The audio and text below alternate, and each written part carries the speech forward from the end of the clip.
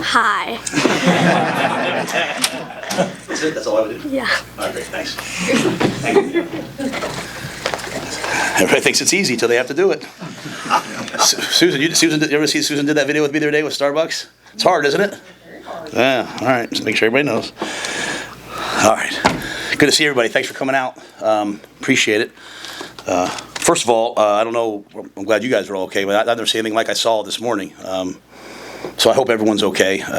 It was, out in Waverly, it was blowing. I got about 4:45. I got up and went and sat outside and listened to it. So I hope everyone's okay and treating power lines and everything is put back up. So appreciate all the people who do that for us.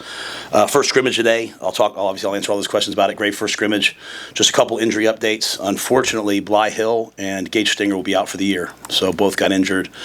Bly had that patella once before, and unfortunately, I just re-injured the patella in a non-contact play a couple days ago. So he was doing really well. He was playing really well, and our heart breaks for him. And Gage Stinger. Just the heartbeat, the epitome of what it means to be a Husker, a leader on the team, just a grinder and a guy that was going to play a lot of football, especially on the special teams for us. So hate that he also hurt his knee as well. So very, very, very unfortunate. But, we believe in both those guys as people. We know who they are. We know that they'll both be back. We're here to support them in every way. But aside from that, obviously Mac and those two guys, the rest of the team pretty healthy with a couple guys, some soft tissue strains. But most guys trending towards being able to play in the first ball game. So with that, I'll answer any questions you guys have. The storm affect practice at all? Yeah, we had I think the way it works is if it's within 30 miles. Is that right, Susan? 8 miles. If it's within 8 miles, we have to leave the field, and we did not want to practice in the indoors, so we just kind of held the guys as if it was a lightning delay, and I think it only held them for maybe 15 minutes. What? 24. I used to think I probably should know that better, but about 24 minutes. So we were able to get on and off the field really efficiently. Just a credit to the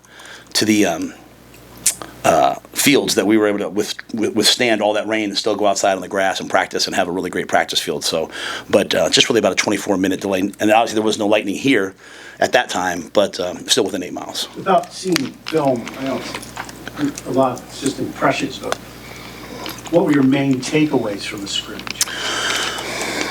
I thought we were really, really, really, really efficient on offense. I thought we were able to both run the ball and throw the ball. The one caveat to that is that when the quarterback's not live, sometimes guys are blitzing and running by, and I'm saying stay off them. So, to stop a guy like Dylan, you're going to have to get to the quarterback and affect the quarterback. So there's probably a lot of plays where, guys are blitzing, they have to pull up. And I just think on defense, a lot of good things being done on defense. I just think we have to continue to tackle. We have some elite running backs, and it's really hard to tackle those guys. And so our tackling is something that has to improve based upon we did a Wednesday short yardage live period and today's live period, and we just need those reps. It's the first week of tackling. We're going to have to really improve that this week. You think about it, really 5 more practices till training camp is over, and 9 practices until we start game week. So when I say over, like next Saturday, kind of as you get in the next week, you start a little bit of game planning for 4 days and then game planning full out. So we have a real sense of urgency, and I think tackling is probably the main thing. And then we got some punt, we got some field goals. Really pleased with the field goal operation today. And it looked like the punt, I've never enjoyed the punt periods in my life, but it's my favorite period of practice right now. I just could watch Archie punt all day. I've never seen anything like it, so it's like watching a YouTube short. I mean, the guy's amazing, so what he does. So I used to walk over the O-line during punt period, or kind of stand to the side. Now I'm out there like with popcorn because it's really a fun thing to watch. I hope we don't punt a lot, but when we do, it'll be fun. When you say he's amazing, is it because of the distance and accuracy, or just the fact that he's can do it with both feet, or what specifically amazes you about him? Okay, so think about this. We're going to go to Arrowhead Stadium and play at 8 o'clock at night with a kicker who can kick with both feet and kick all the kicks. It'll be the first ever football game he's ever played in, I believe. He's never played in a football game before. Now, he might come up and say, no, I played in... To what Eck told me last night, I knew he was at Pro Kick or whatever, is it Pro Kick? Someone wrote a story about it, right? Pro Kick? I don't want to make sure thank you, Pro Kick. But he's never played in a game before. It'll be his first ever football game. I mean... And he knows every player on the team's name. He's 18 years old. He left his country. He left his family to come here to play a sport he's never played before. There's not a guy on the team that doesn't love him because of his personality, not just because of what he do. So I think, Mitch, it's a multifaceted thing. He's one of the coolest dudes around. He's got so much juice. He's one. Sometimes I'll say something. A lot of guys are like afraid. He'll come back at me with the most witty retort. And then you've seen before when we did Chasing 3 last year. We'd have like talent shows and guys get up and sing. Well, the one team meeting, I wasn't there. We had a head coaches meeting. Susan ran it, and he got up and he sang Piano Man, and it's like, the guy crushed it. So, he's just, the most interesting man in the world to me. But I think what's cool about it is this, what he can do. And the system. We've got athletes out there. He's rolling left. He's rolling right. He can straight punt. He can directional punt. He can banana kick, as I said last time. So, there's just a lot of different things. And you can see the guys back there catching punts. Jacory, Mozee, Caleb Benning, Andrew Marshall. I might be forgetting one, but those guys are having to catch all those kicks. So I think we're going to be way better. And we haven't even introduced the south side of the stadium wind yet. So I think it's going to be a really interesting dynamic. How's the tackle battle, particularly the left tackle battle, shaping up in your eyes, Pritchett and Gunner? I don't think we're close to being settled. I don't think we're close to being settled at any point. I think really it comes down this is for the first assessment, right? This is like your midterm. Really, next week's scrimmage is kind of like almost your final, and you go from there. Pritchett's doing a really nice job. Gunner's doing a really nice job. And, as you know, at the other side, if they're the two best tackles, we'll slide one over to right. So it's really a four-way tackle battle with some other guys fighting to get in too, obviously. But Turner's getting more and more cleared every day. He was able to do the most amount at practice. Now, he couldn't scrimmage with the most amount of reps yesterday that he could do in terms of some of the things he could get involved in. Teddy Prohaska is looking healthy and out there, and he's doing a nice job. Tyler Canuck's doing a nice job.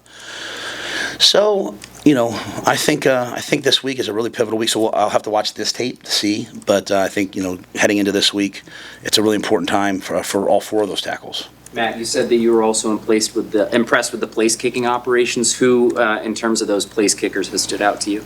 They all have. They all have done a really nice job. You go back and look at. It's funny. I had Eck and Brett come in my office yesterday. We missed a field goal in an overtime game against Illinois last year. We missed a field goal with, I think it was 5 minutes left in the third quarter against Iowa last year. We missed a field goal 5 minutes left in the fourth quarter. Maybe it was earlier against Iowa.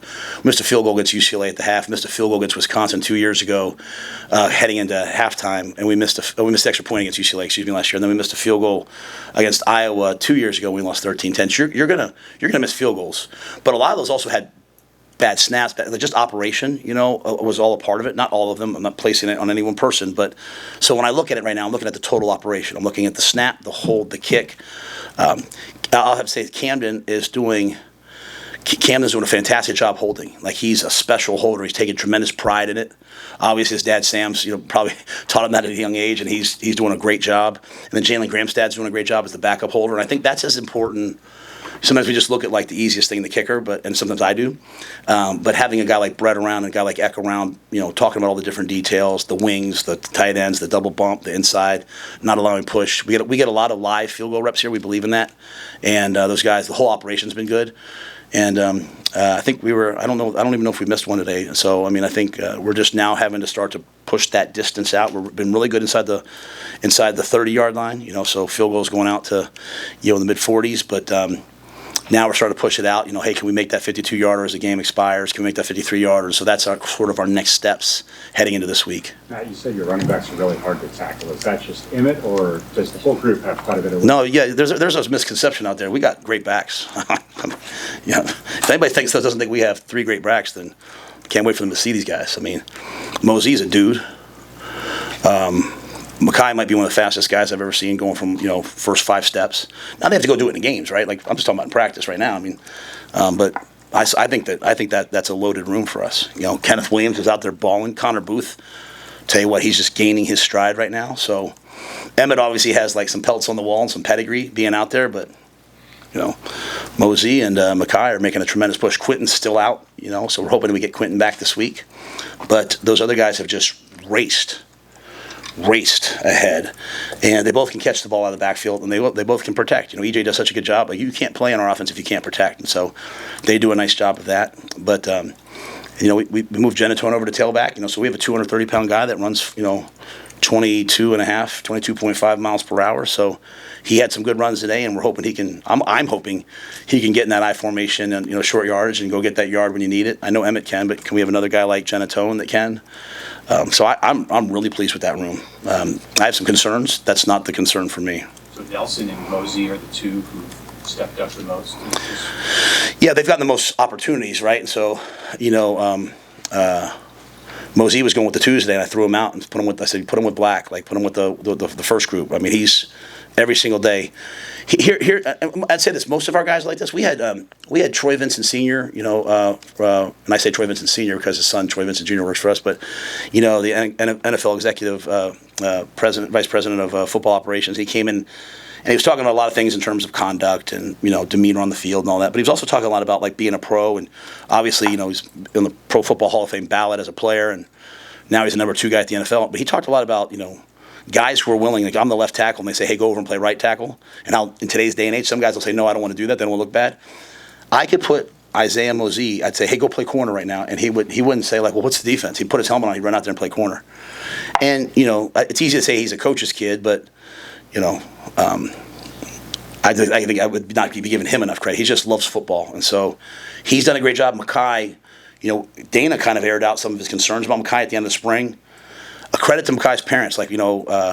They are wonderful parents who, they don't make excuses. And Mackay didn't make excuses. And from the spring till now, the jump that he's made, off the field in the classroom, he's a wonderful kid. But, you're young, going to class he's handled everything like a pro all summer, and he's playing great right now. So I think those are the two. And then you have Kenneth, Connor, Vincent. Those guys are also, playing at a really good level. Since you're talking about Isaiah, can you circle back and talk about Jamar and what he's brought to your program over the past year, and especially opening the season in Kansas City, and with as much attention as you paid to that city since Jamar got here? What kind of an impact has there been, and what do you think about the fact that you're playing in that town? Yes, thank you. I'll say this: the first time I met Jamar Mozee, we were going there because obviously they had Isaiah, but they had some older guys. They had Williams was the same year, but they had some other guys. And I remember talking to him, and we were talking about music, and we were talking about books, and we were talking about coaching. And I walked out, and I can't remember which coach I was with. And I said, I would hire that guy. And if you go back and look at my history, the first year head coach at Temple, I hired Terry Smith, who's now the secondary coach at Penn State. I hired a high school coach right off the bat. Boom. I think high school coaches are the best coaches in football. My dad was a high school teacher and coach, and besides being a minister, my uncle's in the Pennsylvania High School Coaches Hall of Fame. My cousin went to the state championship game as the head coach at Bishop Carroll. I love high school football coaches. I go to Baylor. I hire 3 Texas high school football coaches right off the bat. Joey McGuire now is the head coach at Texas Tech. They do everything. They don't just coach. They lead, they mentor. They're not in it for the money. They're in it because they love the game. They love coaching. So I'm always looking for guys like that. And, obviously when I first got here, I hired Bob Wager, who I think is a great coach. And I believe he's at TCU right now. When I met Jamar, I said I would hire him. It was unique because, his son was also coming up. But, he went to UCF because they recognized what he could do. And I just love his demeanor and his personality. So we hired him while Isaiah was committed somewhere else. And, since the day he's been here, obviously he has a tremendous ability to help us in recruiting. He's also a really good football coach. He's been willing to move around multiple positions. But here's what I want to say.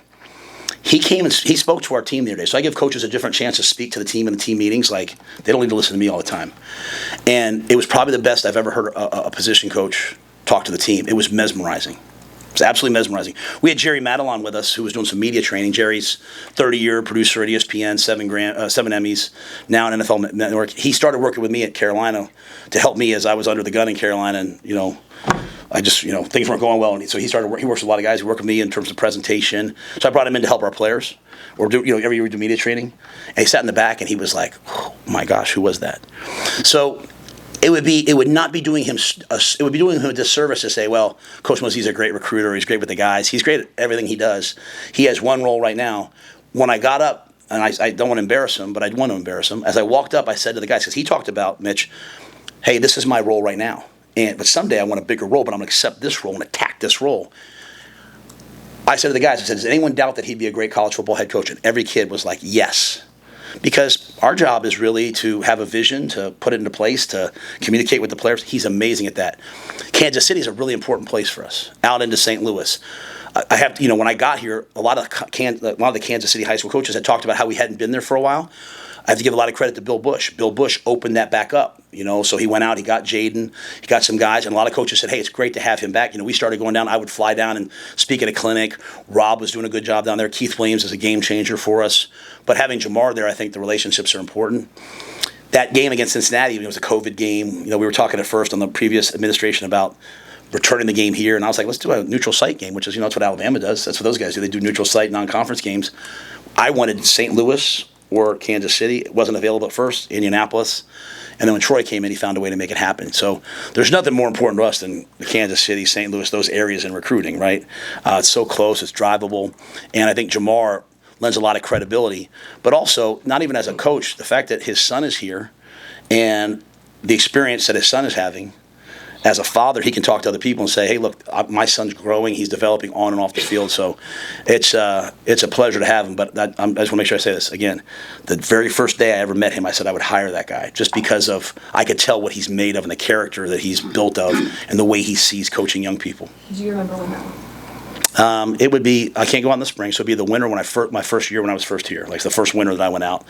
And so then you fast forward to the next winter, and then then he went to UCF, and then I kept talking about a job. And then once they changed the rules where, there were no limits on position coaches and who could recruit and all that, it just made it worthwhile to go get him and obviously guys like Keith and some other guys who were able to expand the rules. Really, really, really, really efficient on offense, you said? Did I say it 4 times? 4 or 5. We'll watch that tape back. What the quarterback picture looked like there. Yeah, I thought Dylan was excellent. It's scrimmage 1, so we'll have to continue to grow. But I thought Dylan was excellent in the situations. He's been really good all camp. Jalen Gramstad's doing a really nice job. He knows where the ball's supposed to go. He can throw. He gets the ball there. Jalen's also a really good athlete. He can run. He played safety, I think, his first year at previous school, so he can move and run and change the pocket. Really pleased with TJ Lateef. For a young player, you can tell he played like big-time football, and you can tell he's been coached because not many things rattle him.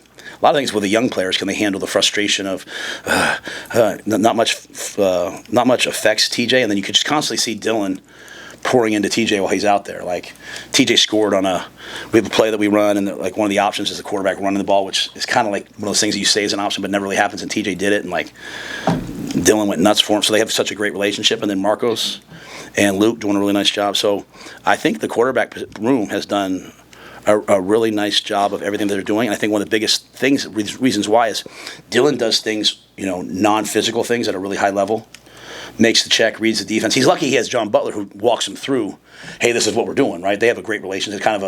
John Butler's one of the smartest people I've ever been around in my life. He's brilliant. Sometimes brilliant people can make things very complicated. He doesn't. He's able to simplify it, but he loves talking to Dylan. And so they're kind of it really is like a chess match between the two of them. And but as a result, what Glenn has not allowed, he doesn't allow it to be well, that's just Dylan. No, that's the quarterback at Nebraska. So Jalen, you better do the same. Better make the same checks. Hey, TJ, you better flip the protection. You better know when you're hot. You better sight adjust.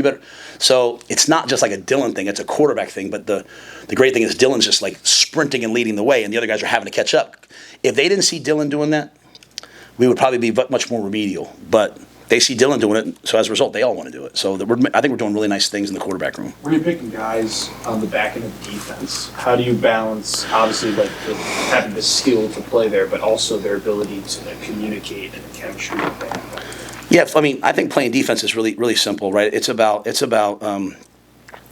playing really hard with shocking effort, being really physical, having the courage when the ball's coming at you not to panic, but to trust your technique and trust yourself, which is a really hard thing.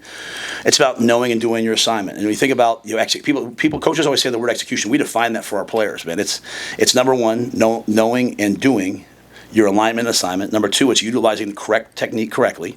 Coach tells you to step and replace or backpedal, do that. It's about making high-speed decisions, and that's where we all get lost. We all go to as coaches, we all go to rivals. This kid runs 4.3. This kid runs 4.4. This kid runs 4.5. but who can tactically, not technically, who can tactically adjust to what they're seeing and make the right decision. We can't rep everything, so who can think properly? Who has situational awareness, football intelligence, and then finally, who can win in the winning moments? If you don't line up right, I don't care how talented you are.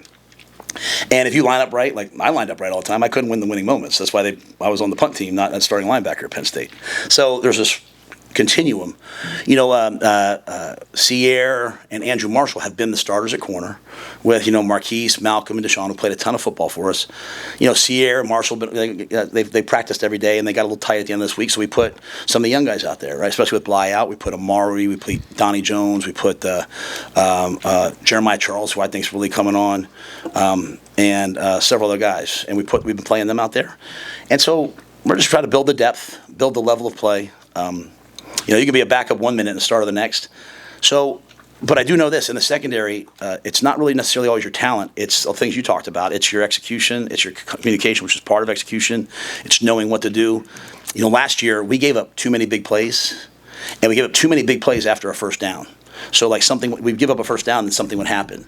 And, you go back to Illinois, you go back to Indiana, you go back to USC, gave up early touchdowns on deep balls that never should have happened, right? A guy just not really playing the way we want to play. So I think that dependability is as important as anything. But we do like the depth, and I think a lot of guys are coming on.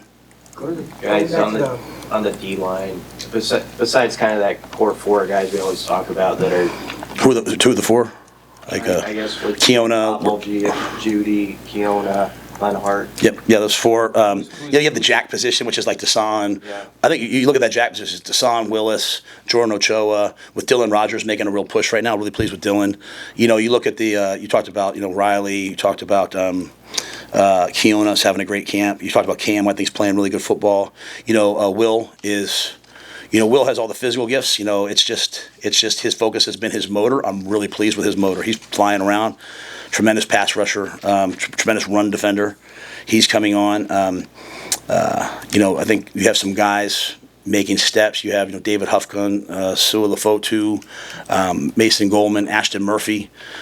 Just a lot of those guys are just young, and so they're still trying to figure out, am I good or not? You're good. Go play, right? You're good. So, and I don't want to minimize some of the other guys that are playing. Just I think we have a lot of guys that are battling to get in the rep rotation. We're not going to be able to do like we did last year and play Ty and Nash, 55, 60 plays. We really didn't do that the first year, though. We had really good defense. We played guys 30 to 45 plays, so I think it'll be sort of that type of a deal. And then, we're playing a bunch of different fronts and personnel groupings. So John and Terry, Phil Simpson, sometimes we have 2 jacks on the field. Sometimes we have 4 pure D linemen on the field. So we're doing a bunch. Sometimes we have 5.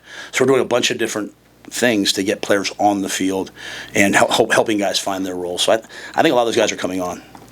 Going back to the running backs, you said with Kwinten out that the other guys have sort of raced out a little bit to start. When Kwinten comes back, I guess, how much catching up do you feel like he's going to have to get back?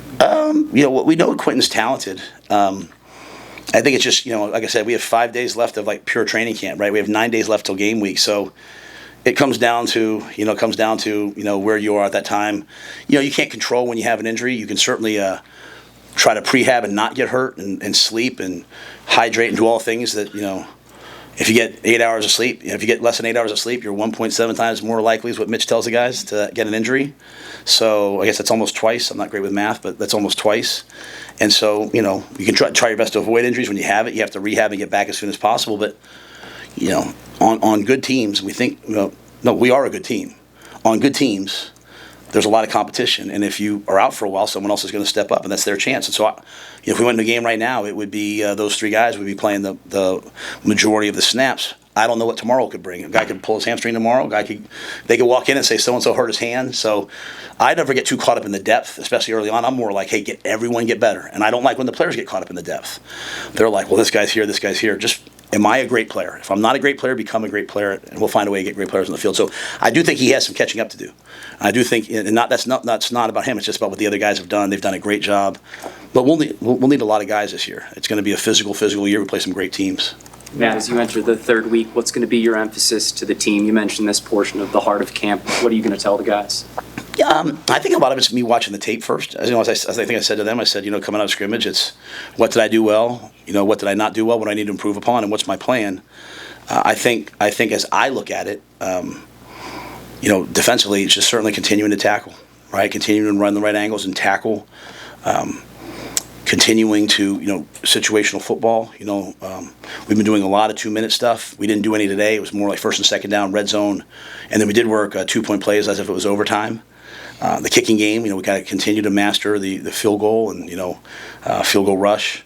So we'll try to get better at everything, but I think there's some key things. Like I said, the 2-minute end of game stuff on offense, and certainly on defense, tackling, and just continue to give the guys a chance to be game ready. Because the first football games, Cincinnati's an excellent team. The first game of the year usually comes down to tackling and special teams, and so we want to make sure we as coaches give the guys the best chance to do that. How have you seen Javin Wright step up as a leader, just after everything he's been through, and also with these guys who are talented young linebackers, but maybe 5-6 years younger than him? I was we start off in the mornings like special teams on the field, and we have that huge screen. We're blessed with the facilities we have, and so Eck does a meeting. So I went over and I kind of sat down next to Javin, and I was talking about how old I feel. They got me working out in the mornings. And I was like, I thought when you worked out, you're supposed to feel better. And, he was laughing. He's like, Coach, I said, man, you look at you. You're going away. You're 5'6". He said, oh, Coach, I'm on year 7. I've done 2 college football careers. Yeah, I used to watch every player's press conferences. I don't have the time to do that anymore. But I used to love to hear what the players are saying. Because if they're saying what I'm saying, then I know we're resonating, right? If they're saying something different, I know I either have to adapt what I'm saying or speak differently. I certainly don't tell them what to say.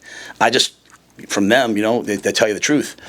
I just don't have the time to do that anymore. But when Javin's on, I love watching him. Like that smile, that beam, he just is. He's a amazing guy. And it was a year ago, right around now. I was sitting there.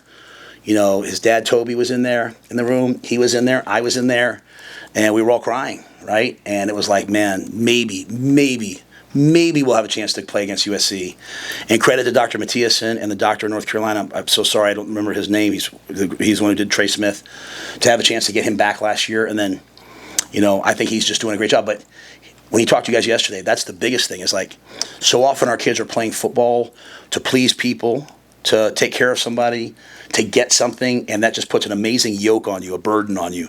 And Javin's playing on borrowed time, right? He had it taken from them. He's playing for the joy and passion of playing, and so that's infectious to those guys. I think for me, the pressure of this job, not Nebraska, of being a head football coach, and of feeling like, man, I walk in the building, there's 100 people every day, staff-wise, and there's 120 players that are depending on me to do a good job. That can make you start to walk around like this.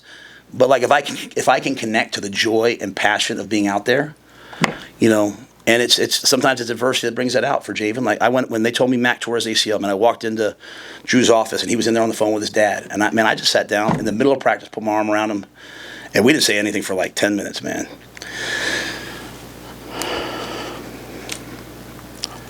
So, that's the thing for me. Sometimes I might get defensive when people say stuff about our players, just because I see them in those moments, and I know how much they're carrying on their shoulders. And so, when something gets taken away from you, forget it. For me, just remembering, just to have fun with this.